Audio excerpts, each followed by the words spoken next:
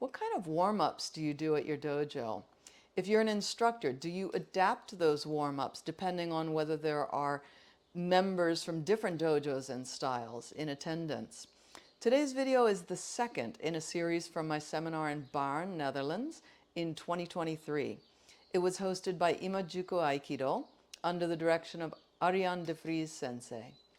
There were people from various dojos and styles in attendance, so I thought it would be a good idea to start off with some paired stretching, so to speak, so that people could not only get warmed up, but also begin to build some trust among each other. So as many instructors do, I started off with what I call Kokyunage, this one, like that. Some teachers call it Irimi. Then I moved on to the technique that you'll see in today's video. I also call that Kokyunage, but moving to the inside. I've known one or two people who call it ten nage, as in tenshi nage, so just the upper part of tenshi nage. Anyway, whatever you call it, that's what we moved on to next, and that's what you'll see in today's video. I hope today's video will give you some insight, inspiration, motivation to help you make the most of your training and take your Aikido to the next level. Let's check it out.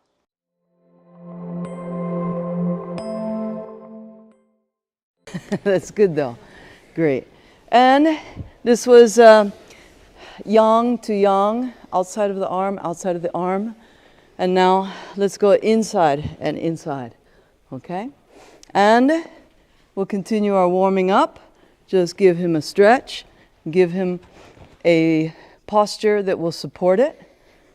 He gets to decide how far he's stretching. And let's put the inside foot forward. Okay? Loosen the shoulders and the arm and the wrist and the fingers. So if this is tight, it's hard for him to keep the grip, right? And usually, interestingly, when we want to take care of our partner with this particular one, we usually tighten up. Like, oh, I don't want him to fall and hurt himself. We fall all the time. We'll be fine. He'll be fine. Right? So if you make this loose, then it's more like a rope, more that he can grip it. Okay? So in here, and then leaning back, keep this loose so that he can keep his grip. Here, and lean back. So that, take a sip, good. Right foot forward, make this looser, still looser, even looser, even looser. There it is, there it is. Lean back, make your shoulder loose, good. Okay? Also, some people when they do this stretch, some people want to go all the way down and take this big long stretch. Good. Lean back. Yes. And they do this great stretch and then they're like, oh, how do I get back up? So this is acceptable too, okay? Whatever, don't put extra strain on your back. It's all supposed to feel good.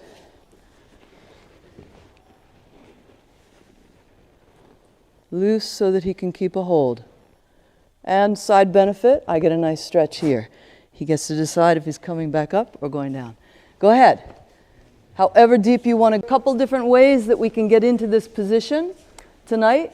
Let's practice getting into the position by drawing him in. I didn't take any steps, right? Here, just this, sinking back, and he moved. I think we've never met before. We didn't have a meeting like when I do this, you do that. But it's just human nature. If you make this connection and then this person sinks back, they come in. Then let's be really patient.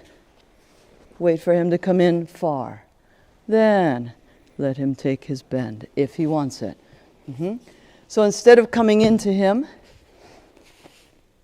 we shift back, he comes into me. Okay? Then this has to be loose so he can grip it. And again, there was a bit of a boom. But he's been falling for years because he does Aikido. So he was fine. Yeah. Good. Wow, sugoi. Great. Good. Hey, go ahead. Hey, we'll get back to the video in just a moment, but I just wanted to give you a gift for joining me today. I want to give you a free resource, my body alignment checklist called The 3 Lines of Equilibrium in Budo. It's a simple PDF guide. The checklist will help you begin to identify and eliminate any ineffective or harmful patterns of movement so that you can preserve your body and improve your technique and continue training for years to come. You can download it at lia-suzuki.com/body alignment checklist with hyphens, or just click on the link in the description below. I hope you enjoy the gift, and I hope you take action on it. Now let's get back to the video. Hey, ho, hey, ho, hey, ho. And you know, when people first come to my dojo, maybe your dojo too, of course they're not familiar with this, and so I see a lot of this. And then I talk about the knees. I say, please bend both knees. And then usually what happens is they bend the front knee, right? And then I point out, oh, you could bend the back knee too. So then they start to bend the back knee too. And then sometimes I encourage them to take an even bigger stance. But anyway, a lot of times we're good. Sorry. Good. Yes. Good. Yes. So we talk a lot about, or we focus a lot on the forward, thank you, the forward part of Funakogi Undo, the forward power. But a lot of times we neglect this backward power, suikomi, drawing in. So anyway, let's draw him in and let him fall at his own speed. Just a little bit more. No steps. Just get forward and then sink back. See if you can keep the eyes up while you do it. Forward and sink back. Okay? A little bit more. No steps. Go ahead. You're doing Funakogi Undo. Maybe you see some real high level, real masters doing Funakogi Undo with a hammi about like this, right? Then you see other people with this. Other people maybe even this, okay? And if you look at this, then you can see that just if you were to measure how far I can move my center with my feet like this, if I really bend this front knee and really bend this back knee, I don't know, what is that, like 20, 30 centimeters back or something? It stands to reason that if I do this, I can move my center, I can cover a lot more ground. Okay, so there's nothing magical about it. It's not to do with ki or anything like that. Just get a measuring tape and you can see that. So, Ansan, please.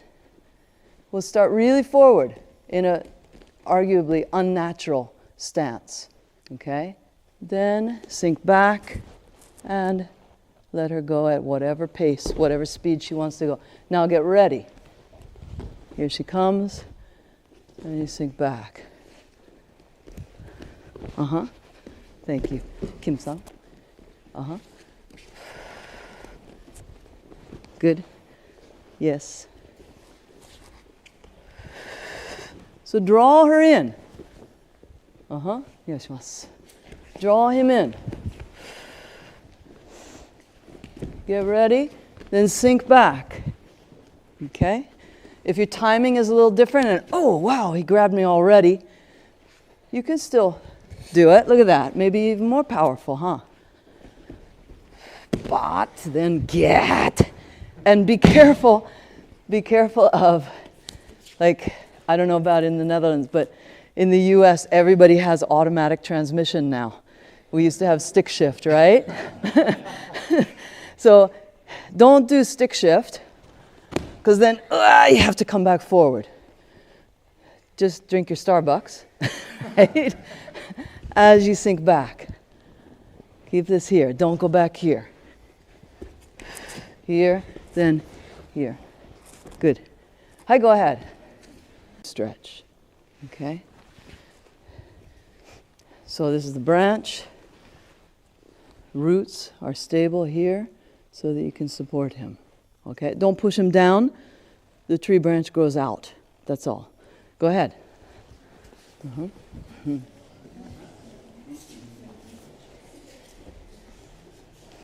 In conclusion, I hope you found this helpful and interesting. Thank you so much for tuning in. Let me know in the comments section if you or your students sometimes do this technique as a warm-up, and if so, if you find it helpful. If not, tell me what you do usually use as the first technique for the class. Also, please let me know what seminars you plan on attending. You can check out my seminar schedule at lia-suzuki.com/seminars. Again, I want to give you a gift, my checklist called the 3 Lines of Equilibrium. It's from my paid online course called Proper Body Alignment in Movement, but it's free for you today as a thank you for hanging out with me and watching the video.